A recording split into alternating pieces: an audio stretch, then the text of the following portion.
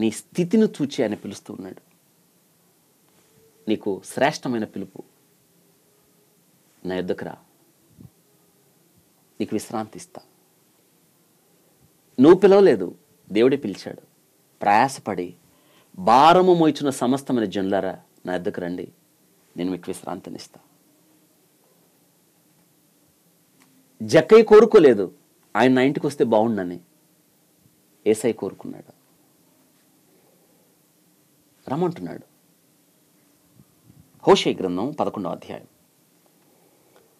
మొదటి 3 వచనాలు. ఇజ్రాయేలు బాలుడై ఉండగా నేను అతని ఎడల ప్రేమ కలిగి నా కుమారుని ఐగుప్తుల నుండి పిలిచితిని. ఎక్కడి నుంచి పిలిచాడు? ఐగుప్తు నుండి పిలిచాడు ఆయన.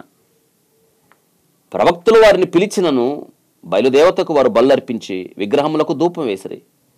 ఎఫ్రాయిమును చేయి పట్టుకున్నాడు. వానికి నడక నేర్పిన వాడను నేనే. మనకు నడక నేర్పాడు. వారిని కౌగిలించుకున్న వాడను నేనే. కౌగిలించుకున్నాడు. నేనే వారిని స్వస్థపరిచాడు.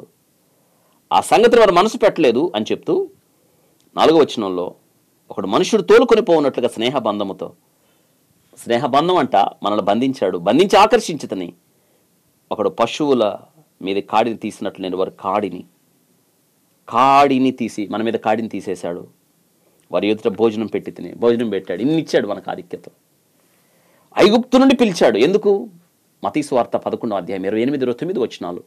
విశ్రాంతినివ్వడానికి పిలిచాడు ఆయన. పిలిచాడు.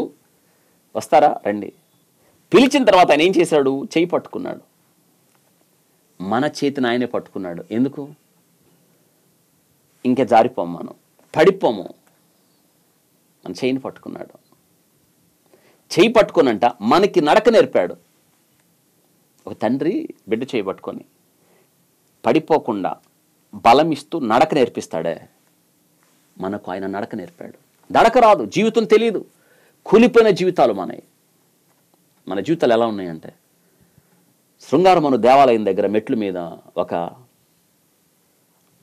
కుంటివాడు ఉన్నాడే, పేతురు యోహాన్లు. వాడిని చూసినప్పుడు వాడు అస్థితి, వెండి బంగారంలో మా యొద్ద లేవు, కానీ మేము కలిగి ఉన్నది నీకు ఇచ్చుచున్నామని చేయి పట్టుకో, నజరేయుడైన యేసు నామములో లేనప్పుడు వాడి చీలమండలము బలమునుంది. వాడు దిగ్గున లేచి నిలిచి నడుచుచు గంతులు వేస్తూ వారితో కలిసి దేవాలయంలోకి వెళ్ళాడు. లేచి వాడు నడవడానికి వాళ్ళు చేయి పట్టుకున్నారు. అంటే కూలిపోయిన జీవితాలు మనవి. పాపము మనల్ని కూల్చివేసింది. అయితే ప్రభు చెయ్యిచ్చి లేవనెత్తాడు. ఈరోజు రండి, పిలుస్తున్నాడు. చెయ్యిచ్చి లేవనెత్తుతాడు. నడక నేర్పిన వాడు నేనే.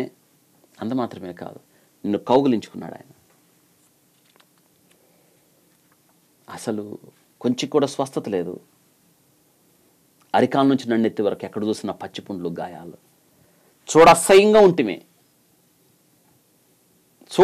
ఉన్నామంట మనం. కానీ ఆయన మనల్ని కౌగిలించుకున్నాడు. ఆయన ప్రేమ అర్థమైందా? అర్థం చేసుకున్నారా? నిన్ను కౌగిలించువాడను, నిన్ను స్వస్థపరచువాడను. మనల్ని స్వస్థపరిచాడు ఆయన. గాయాలు కట్టాడు, స్వస్థపరిచాడు. నీ మీద ఉన్న కాడిని తీసివేసి, మన మీద కాడి ఉంది, పాపపు కాడి, మొయలేని భారం. అందుకే ప్రయాసపడి భారం మోయిచున్న సమస్తమైన జనులారా నా యొద్దకు రండి, నేను మీకు విశ్రాంతి కలగజేస్తాను.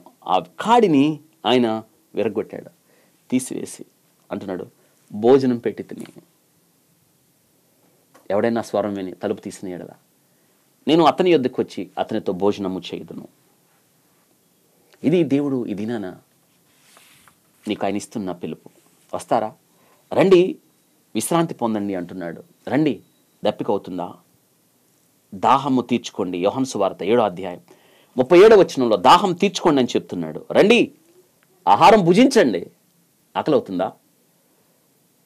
రండి. యోహాను సువార్త 6:35లో రండి రండి రండి, నా యొద్ద నేర్చుకోండి, నా కాడి సులువు. నా యొద్దకు వచ్చి, నేను సాత్వికుడను, దీన మనసు కలిగిన వాడు కాబట్టి నా యొద్ద నేర్చుకోండి అని అంటున్నాడు. మత్తయి సువార్త 11:29.